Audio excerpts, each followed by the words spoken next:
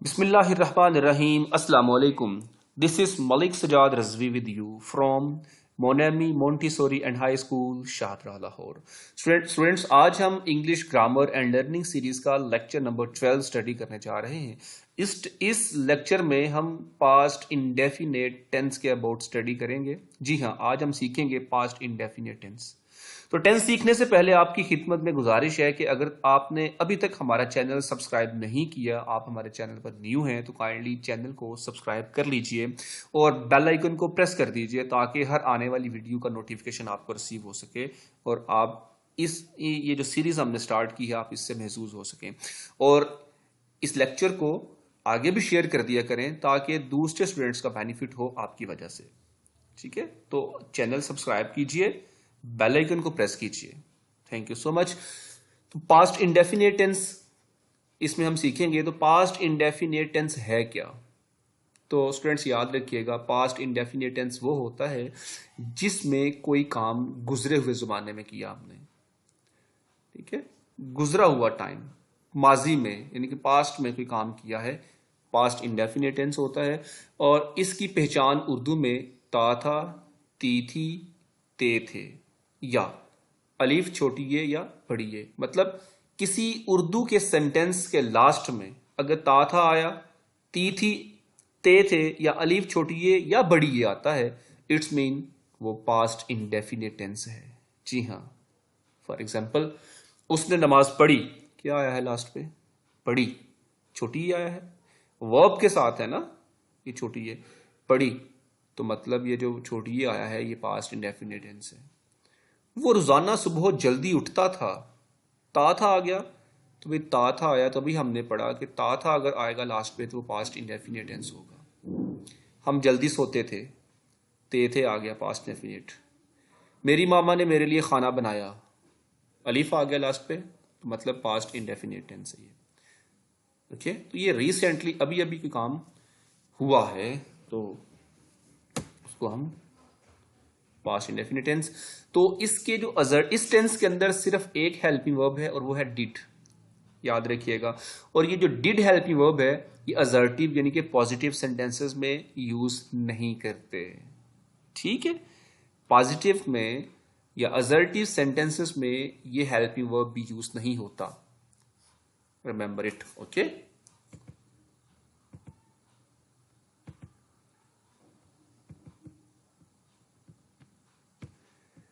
तो ये एक नोट मैंने यहां पे राइट किया। ये नोट है बेसिकली नेगेटिव या इंटरोगेटिव सेंटेंसेस का। आप इस नोट को यहां से खत्म कर दीजिए।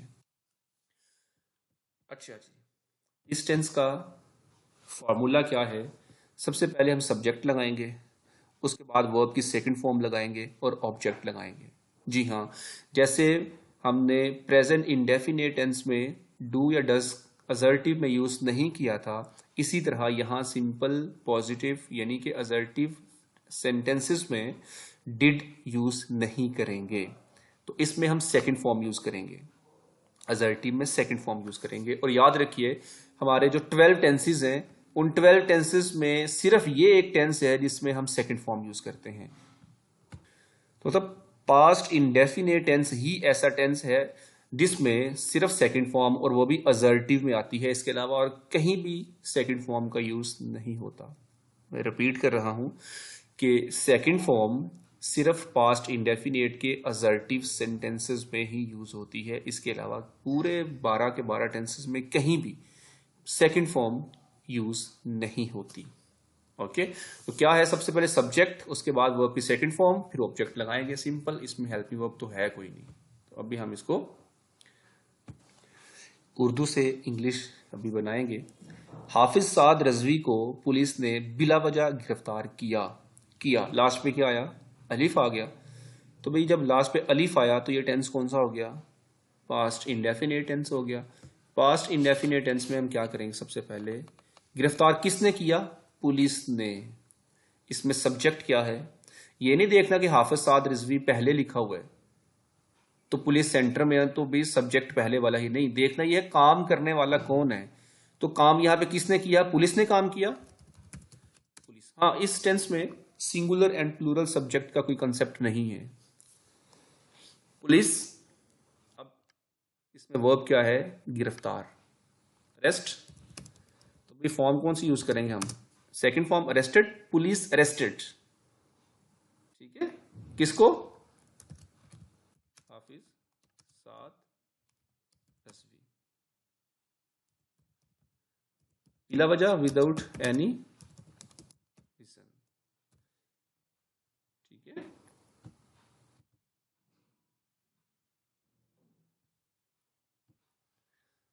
Razvi and Rizvi both are the correct, दोनों ही सही होते हैं। तो police arrested Hafiz Saad Razvi without any reason. Okay, हम हम रोजाना सुबह सवेरे उठते थे। हम रोजाना सुबह सवेरे उठते थे। वी, सब्जेक्ट यही है ना, काम करने वाला कौन, उठता कौन था? हम। Second form got up early in the morning. Space आ गई है।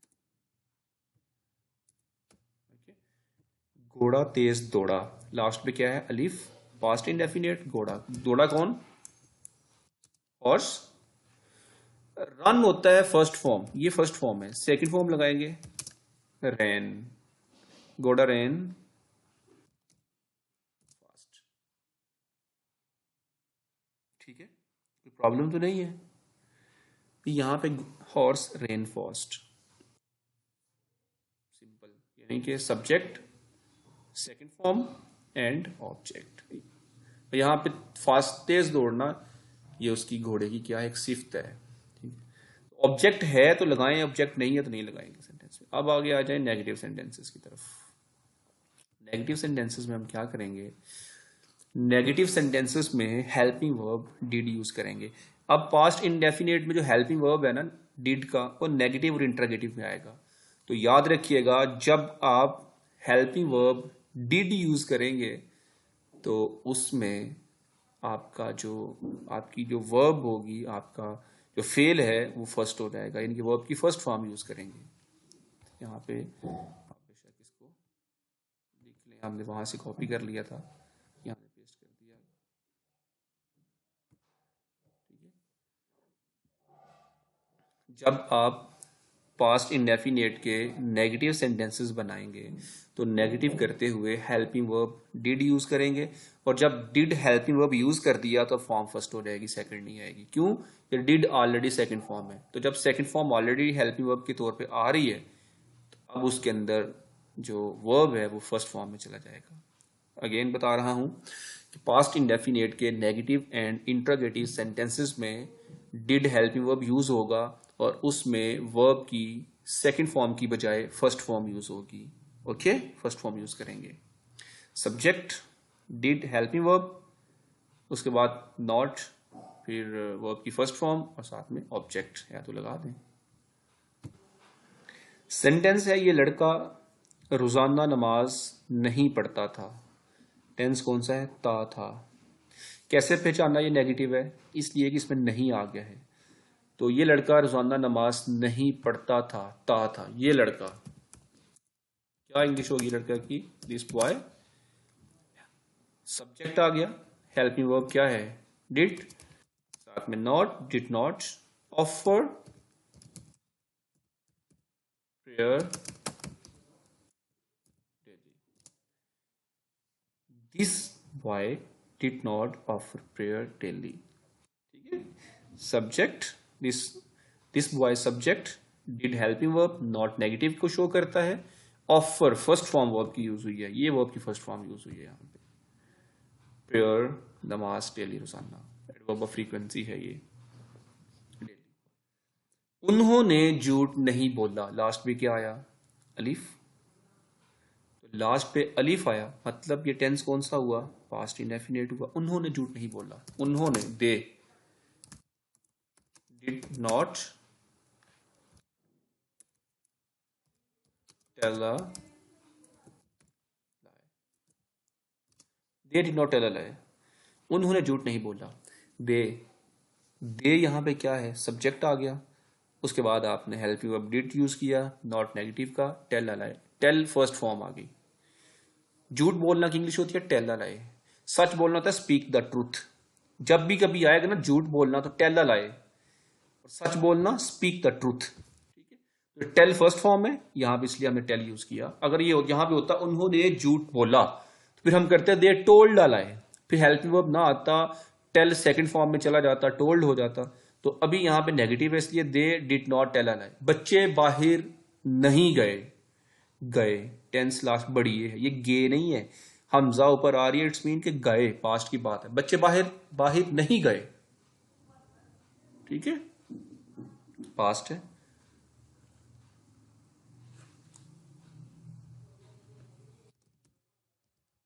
Children did not. अब फॉर्म बाहर जाना, जाना की इंग्लिश क्या होती है? गो। फॉर्म कौन सी आएगी? डिड आ गया form first. Children did not go outside. ठीक है, अगर ये होता बच्चे बाहर गए, फिर क्या होता? Children went outside. ठीक है, फिर वेंट आउटसाइड हो जाता। क्यों? अगर चले मैं यहां पे करके बता देता हूं आपको। अगर ये होता बच्चे बाहर गए, तो फिर क्या होता? ये होता। क्यों? कि अब नेगेटिव नहीं है और अब हमने फॉर्म फर्स्ट करनी है, फॉर्म अब हमने सेकंड करनी है। क्यों? कि यहां डिड नहीं आया, असर्टिव में डिड नहीं आता ना, तो इसलिए डिड नहीं आया, इसलिए हमने फॉर्म कौन सी कर दी? सेकंड कर दी। ओके, याद रखिएगा। अब आगे आ जाएं, इंट्रोगेटिव हम करेंगे सेंटेंसेस। ठीक है, इंट्रोगेटिव में क्या है? क्या मेरा भाई आम खाता था, था। इंट्रोगेटिव में हेल्पिंग वर्ब पहले आ जाता है, हेल्पिंग वर्ब के बाद सब्जेक्ट और फॉर्म। डिड है, डेफिनेटली फॉर्म फर्स्ट ही रहनी है। डिड हेल्पिंग वर्ब है। जब मैंने कहा था जब भी सेंटेंस में डिड आएगा तो फॉर्म हमेशा कौन सी होगी? फर्स्ट होगी। तो यहां पे हम फर्स्ट फॉर्म यूज करेंगे। इसको सेटिंग कर लें इसकी तरह। ठीक है, तो चलिए, क्या मेरा भाई आम खाता था? क्या, सबसे पहले हेल्पिंग वर्ब, इस टेंस का हेल्पिंग वर्ब क्या है? डिड। हेल्पिंग वर्ब के बाद क्या लगाना है? सब्जेक्ट। तो सब्जेक्ट क्या है इस टेंस में?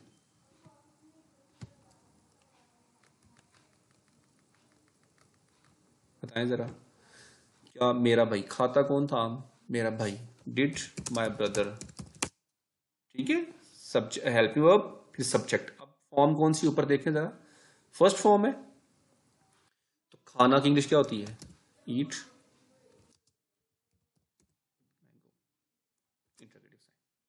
Did my brother eat mango. क्या मेरा भाई आम खाता था? कितना इजी है यार, सिंपल है, वेरी सिंपल। क्या ये बच्चा नहीं रोता था? अब इंट्रोगेटिव भी है और नेगेटिव भी है, तो भाई क्या करना क्या है कि सब्जेक्ट के बाद वो तो नेगेटिव नॉट लगा देंगे। हमने पहले भी इस चीजें लर्न कर ली हुई हैं। ये क्या ये बच्चा नहीं रोता था? Did this child not weep.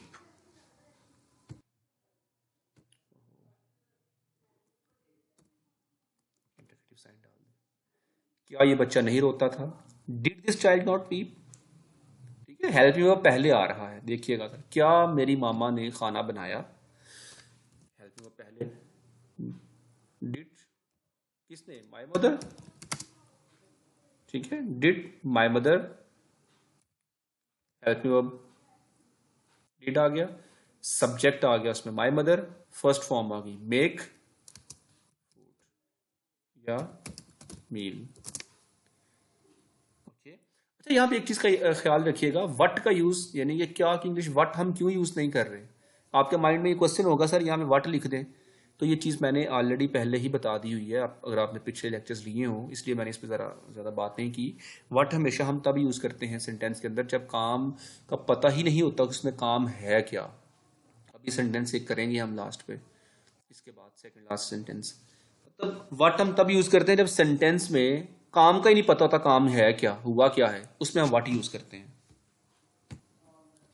तो इस टेंस में तो ऑलरेडी काम का आइडिया। अच्छा हाँ, यहां पे एक और रूल याद रखिएगा, हु। सेंटेंस में हु मैंने पहले भी बताया था, हु का रूल। जैसे यहां पे सेंटेंस है दरवाजे पर दस्तक किसने दी, काम करने वाला ही कौन है। तो जब भी सेंटेंस में हु का जिक्र आएगा, पास्ट इंडेफिनेट और प्रेजेंट इंडेफिनेट दोनों में, जब भी किसने या कौन यानी कि हु आएगा, इसके साथ हेल्पिंग वर्ब आप इंट्रोगेटिव में यूज नहीं करेंगे। ठीक है, हेल्पिंग वर्ब यूज नहीं। हाँ, अगर नेगेटिव भी हो ना साथ, जैसे दरवाजे पर दस्तक किसने नहीं दी, जब नेगेटिव होगा फिर आप हेल्पिंग वर्ब यूज करेंगे। अदरवाइज आप समझिए कि ये आपका असर्टिव सेंटेंस ही है, इसको एज अ असर्टिव ट्रांसलेट करेंगे हु वाले सेंटेंस को। पास्ट इंडेफिनिट और पास्ट और प्रेजेंट इंडेफिनिट दोनों टेंसेस में हु को हम असर्टिव सेंटेंस की तरह ट्रांसलेट करेंगे। ठीक है, जैसे हम पहले किया, तो असर्टिव में फॉर्म सेकंड आती है ना, तो हु नॉक्ड। अब आप सोच रहे होंगे क्वेश्चन मार्क भी आ गया और साथ में डिड भी नहीं यूज किया इस टेंस के अंदर। तो मैंने आपसे अर्ज की कि जब भी हु आएगा ना, किसने दी, हु किसने की या कौन की इंग्लिश हु होती है। जब हु आएगा तो फॉर्म हमेशा हम सेकंड यूज करेंगे इस टेंस में। हाँ, अगर ये होता नहीं होता तो फिर हम ये करते हु डिड नॉट, फिर हम यूज करते, फिर नॉक फर्स्ट फॉर्म हो जाती। ठीक है, अब चूंकि हु सेंटेंस में है, दस्तक किसने दी, तो simple who knocked at the door.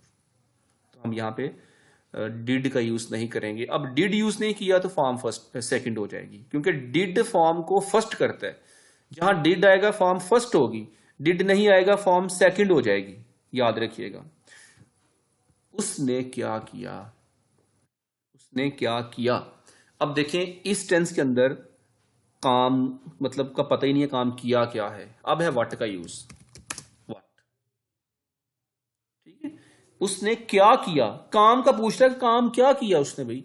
तो जहां पे काम आपके सेंटेंस में नजर नहीं आ रहा होता, देन आप व्हाट, क्या की इंग्लिश व्हाट यूज करेंगे। ठीक, तो व्हाट हेल्पिंग वर्ब आ गया, बिग इंटरोगेटिव है ना, व्हाट डिड ही डू। ठीक है, व्हाट डिड ही डू। अब ये डू एज अ ये वर्ब है, डू यहां पे। ठीक है, डू का मीन, डू की फॉर्म्स बनती हैं, डू डिड डन, इसकी 3 फॉर्म्स बनती हैं। तो ये यहां पे डू एज अ वर्ब आया है। सब्जेक्ट ये बिग इंटरोगेटिव, हेल्पिंग वर्ब ही सब्जेक्ट, और साथ में डू जो काम है इसमें। ठीक है, वर्ब क्या किया, उसने क्या किया, what did he do. Tense की समझ आ चुकी है। बच्चे ने झूठ क्यों नहीं बोला, बिग इंटरोगेटिव है, क्यों नहीं बोला, क्यों की इंग्लिश क्या है, वाई। उसके बाद आप बिग इंटरोगेटिव में क्या करते हैं भाई, बिग इंटरोगेटिव वर्ड और उसके बाद हेल्पिंग वर्ब। मतलब इसको बिग इंटरोगेटिव बनाना है तो आप सिंपली क्या कर देंगे, why did my brother eat mango, मेरे भाई ने आम कब खाया, या मेरा भाई नहीं क्यों, मेरा भाई आम क्यों खाता था, ये बन जाएगा। समझाने के लिए लिखा है वाई डिड माई ब्रदर। तो सिंपली क्या करते हैं हम बिग इंटरोगेटिव में के हेल्पिंग वर्ब से पहले हम सिंपल क्या कर जाते हैं, बिग इंटरोगेटिव वर्ड लगा देते हैं। पहले आपने लेक्चर्स लिए हैं तो आपको आइडिया होगा, मैं इसकी डिटेल में नहीं जा रहा अब दोबारा से। ओके, तो वाई डिड, बच्चे ने झूठ क्यों नहीं बोला, why did child, why did child not tell, क्यों नहीं बोला, वाई डिड चाइल्ड नॉट, चला या नॉट खत्म कर दें, तो भाई यहां से भी नॉट खत्म कर दें तो सेंटेंस फिर भी सही है। फिर आप इसकी सेंस को समझ लीजिए अच्छी तरह से। बच्चे ने झूठ क्यों बोला, क्यों बोला, क्यों बिग इंटरोगेटिव पहले लगा दिया वाई, फिर उसके बाद helping verb did, why did child tell है। अब दा यूज करना चाह रहे हैं यहाँ पे तो कर दें, नहीं तो कोई मसला नहीं है, प्रॉपर नाउन बनाता है वैसे दा। Why did the child tell लगाए, बच्चे ने झूठ क्यों बोला। तो ये आपका पास्ट इंडेफिनिट टेंस है। अगर कोई प्रॉब्लम है तो आप मेरे पर्सनल नंबर पे कांटेक्ट कर सकते हैं 0092। ठीक है, ये अब्रॉड के लिए है कोड, इंटरनेशनल कोड। नंबर है 3040406749। लेक्चर्स को ध्यान से सुनिएगा, प्रॉब्लम है कमेंट में डिस्कस कर लें, पर्सनल में कांटेक्ट कर लें, आई विल रिप्लाई यू इंशाल्लाह। Next lecture future indefinite tense का वेट कीजिए, तब तक के लिए इजाज़त दीजिए, अल्लाह हाफिज़।